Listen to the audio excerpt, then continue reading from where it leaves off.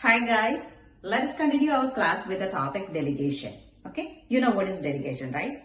Yes. So it is the process for the nurse to direct another person to perform nursing tasks or activities. Okay, so it often involves two persons. The one who is delegating the things or delegator and the delegatee. Okay, delegator and the delegatee. Here, the nurse directs another person to perform the nursing task or nursing activities. Now, let's see what are the rights of delegation. There are 5 rights for delegation.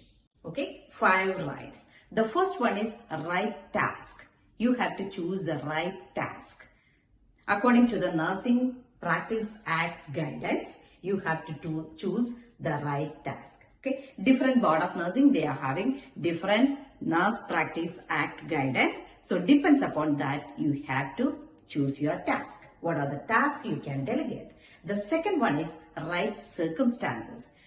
Favorable environment or resources must be there. Okay, and the third one is the right person. You have to choose the right person. Depends upon their knowledge or depends upon their competency. And always remember, competency is not the knowledge. Competency involves knowledge, skill as well as education.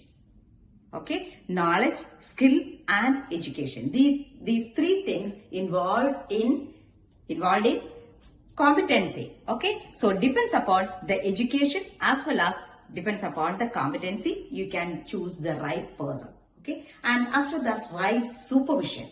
What do you mean by right supervision? You have to monitor the person, you have to evaluate the person, you have to intervene in between in case needed, and you have to give a proper feedback. Okay, so that all comes under right supervision. Then finally, right direction and right communication. Okay, clear instructions. You have to give clear instruction for that person. Verbalize questions. Okay, these are the 5 rights of delegation. Once again, right task, right circumstances, right person, right supervision, right direction and communication. Okay, now let's continue with the scope of practice.